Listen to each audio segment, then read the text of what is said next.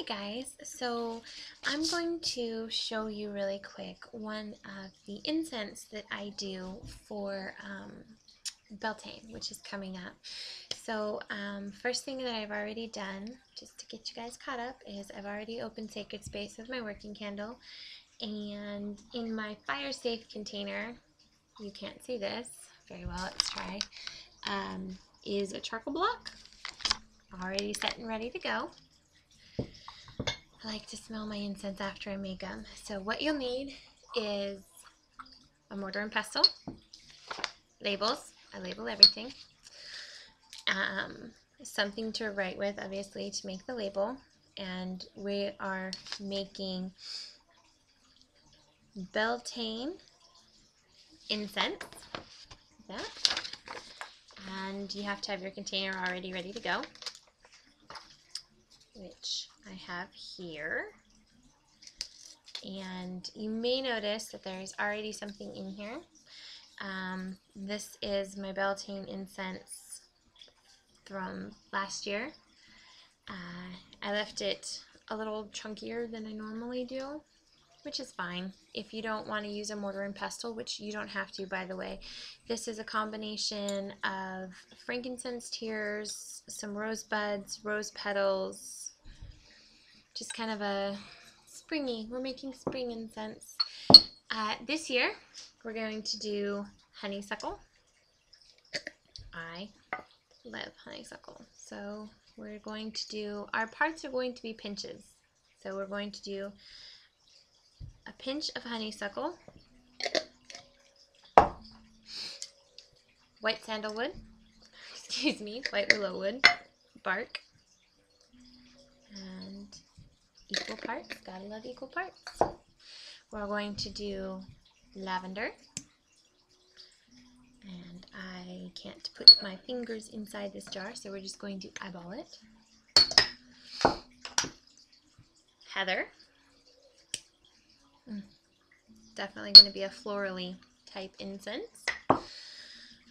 Next we have Juniper, which Juniper is just this, goodness, it's such a woodsy type smell to it. So probably should have put my Juniper in a little bit bigger of a jar. Okay, and this is whole Juniper, and it even has the berries in it. I use Juniper a lot. These are Juniper berries that I have separated. And next item that I use a lot of is peppermint leaf. This is cut peppermint leaf. We're going to do 2 parts peppermint because I love the way peppermint smells. Okay, so first, before we do anything else, we're going to use our mortar and pestle to kind of mush everything around and together. And you can already just smell it. It's lovely. I can smell the juniper. And this is going to mix with last year's very nicely. Now, a lot of you are probably thinking, oh goodness, last year, herbs, when kept well, can last for some of them up to 3 years. And if you could smell how strong my herbs were right now, you would completely understand where I'm coming from here. Because this little combination smells just wonderful. Okay, so I'm going to put that in there. Now, I already have frankincense in last year's mix, so I won't be putting any resins in this time. Resins are your smoker. They smoke more than the dried herbs do themselves. Airtight container, very useful. This, dragon's blood for power. So we have 2 drops dragon's blood. And I put dragon's blood in a lot of stuff. It adds power to everything. Give it a shake. And there you have it. This will be a small scale of the incense that I will be burning for Beltane. And you just take your pinch. It smells very lovely.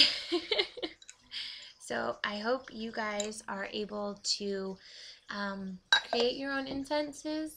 They're super easy, and all you have to do is get whatever herbs that remind you of that specific Sabbat. For me, Beltane is about love and passion, so you need roses and flowers because it's also springtime. It smells lovely. So yeah, that's my advice to you guys. Incense, when you make your own loose incense, is about what appeals to you, what smells good to you, what reminds you of each spot. So there you have it. This is what reminds me of Beltane, and I hope you guys are able to find what reminds you of your own Beltane celebration. Blessed be.